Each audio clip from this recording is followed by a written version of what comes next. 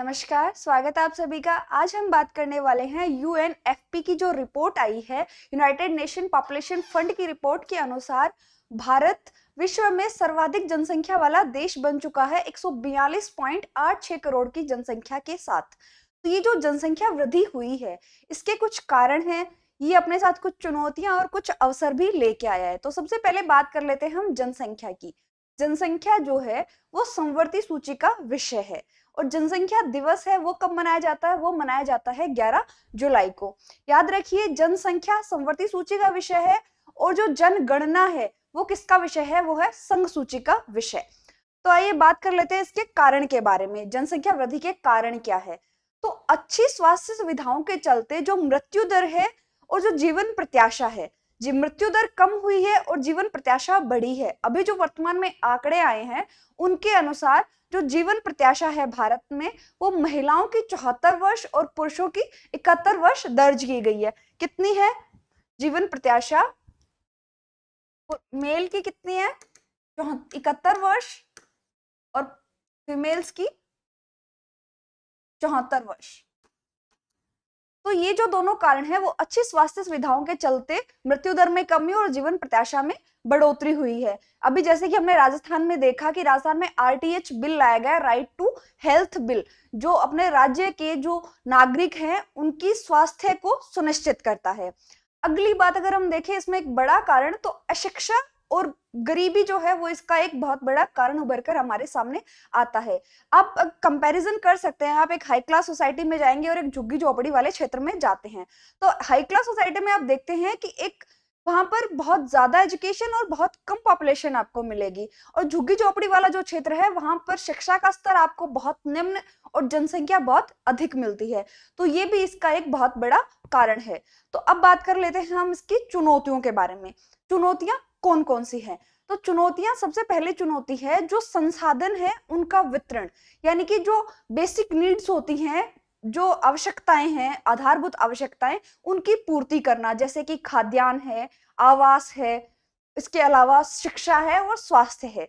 इन सब का जनसंख्या जो बढ़ रही है उसके सापेक्ष में इनको पूर्ति करना एक बहुत बड़ी चुनौती बनकर हमारे सामने आएगा।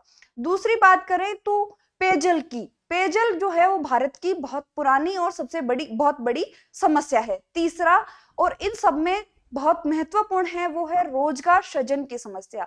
ये जो आंकड़े आए हैं उनमें देखा गया है कि 15 से 64 वर्ष की आयु के जो लोग हैं वो कुल जनसंख्या का 68% हिस्सा रखते हैं।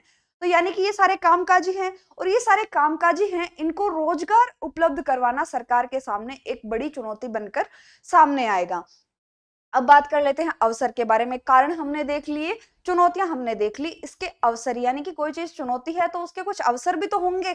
तो अवसर हो सकते हैं जो यूएनएससी है, यूनाइटेड नेशन सिक्योरिटी काउंसिल, इसमें स्थायी सदस्य के लिए भारत की जो दावेदारी है वो मजबूत होगी, उसमें वो अपना मजबूत पक्ष रख सकता है।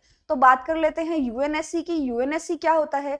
यूएनएससी जो है वो जो यूनाइटेड नेशन ऑर्गेनाइजेशन है उसका एक अंग है। यूनाइटेड नेशन ऑर्गेनाइजेशन की जो स्थापना है वो 1945 में हुई थी, और इसके जो महासचिव हैं वो है एंटोनियो गुटेरस।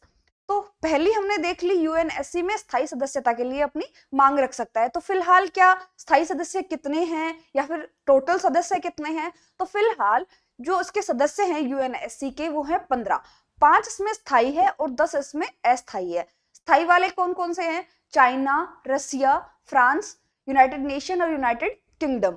5 इसके स्थायी सदस्य हैं। और अस्थायी वाले कौन कौन से हैं? उसमें भारत भी शामिल है, कुल 10 है। तो भारत स्थायी सदस्यता चाहता है यूएनएससी में अपनी। तो अगली बात कर लेते हैं हम कि और क्या फायदे हो सकते हैं। तो 68% की जो कामकाजी जनसंख्या इसमें गिनी गई है, यानी कि भारत एक आर्थिक महाशक्ति के रूप में भी उभर कर सामने आ सकता है।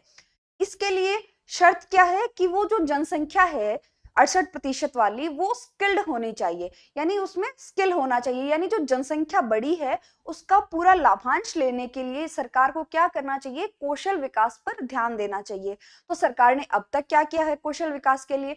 तो सरकार ने 2015 में एक योजना लाई गई थी सरकार के द्वारा, प्रधानमंत्री कौशल विकास योजना। तो प्रधानमंत्री कौशल विकास योजना 4.0 वर्तमान में अभी चल रही है। 2022-23 जो अभी बजट आया था उसके अंदर इस योजना के बारे में बताया गया। 4.0 वाली योजना अभी चल रही है। इसके अलावा जो स्टार्टअप योजना है वो भी लाई गई थी केंद्र सरकार के द्वारा। तो अवसर कौन कौन से हो गए कि अगर यही जनसंख्या स्किल्ड होती है तो अगर श्रम बल बढ़ेगा तो उस अर्थव्यवस्था की उत्पादकता में भी वृद्धि होती है। तो भारत एक आर्थिक महाशक्ति के रूप में उभरकर सामने आ सकता है। भारत के पास ये एक बहुत बड़ा मौका है इस जो अवसर है इसको भुनाने का। आगे की राह क्या हो सकती है कि हमने अवसर देख ली, हमने कारण देख ली, हमने चुनौतियां देख ली, तो आगे की राह क्या हो सकती है? आगे की राह हो सकती है कि शिक्षा को बढ़ावा दिया जाए। शिक्षा में भी मुख्यतः महिला शिक्षा को बढ़ावा दिया जाए और उन्हें परिवार नियोजन के बारे में सिखाया जाए ताकि जनसंख्या पर नियंत्रण हो सके। बहुत सी पॉलिसी बनी है इसके लिए, लेकिन उसमें कमी कहाँ रह जाती है? शिक्षा में कमी है।